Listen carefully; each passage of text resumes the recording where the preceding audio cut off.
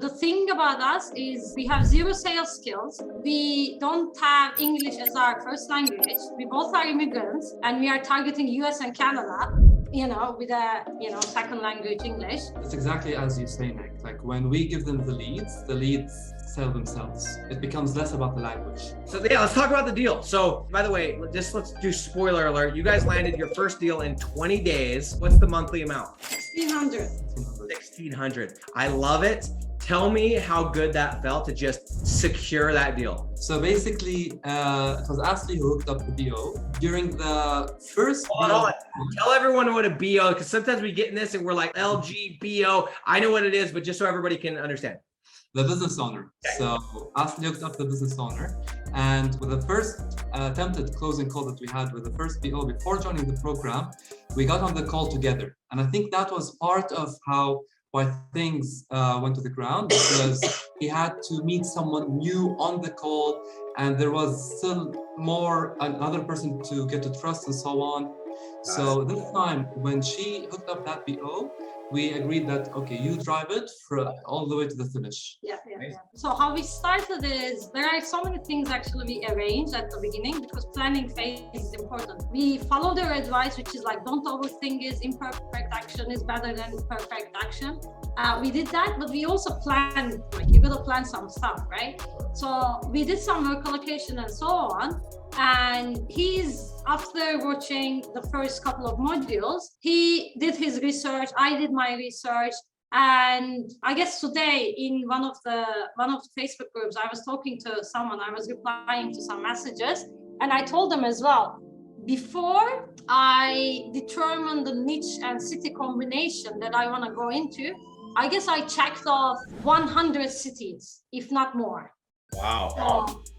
So it's really, really important to do the DD and, spend a little bit more time on it to come up with a good niche and city combination. Because this deal that I closed off, it's the first website that I built. But having said that, in my opinion, having a good BO list is much more important than a niche and city combination, in my opinion.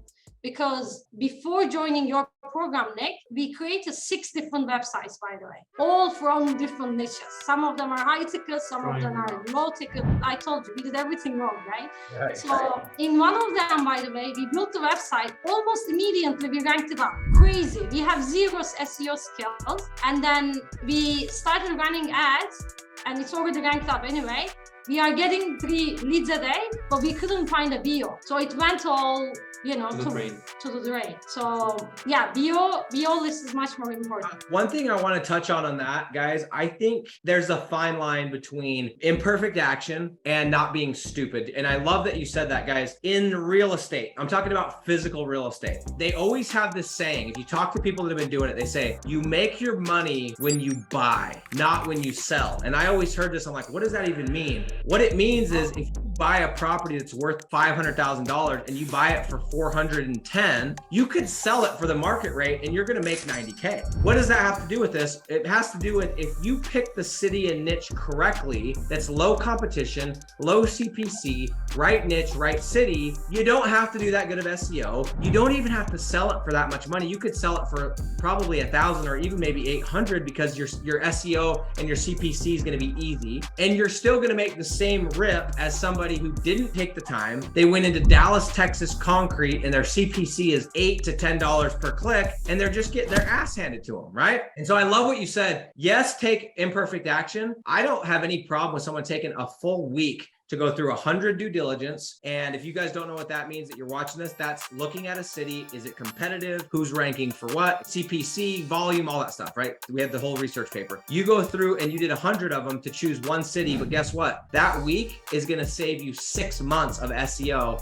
and you're gonna rank quicker, you're gonna make more money. So very, very, very good point. Second thing, business owner. You'll learn, and I'm glad you guys are seeing this. I love what you said that. You'll learn in this business, you could almost convince anybody to pay you money. And I know that sounds like I'm making that up, but when you guys get good at this, like right now, you guys are just following the steps, you're knocking it down. Give it 6 months. You're gonna realize you could give anyone 2 or 3 leads and sign them into a 6-month contract. Boom.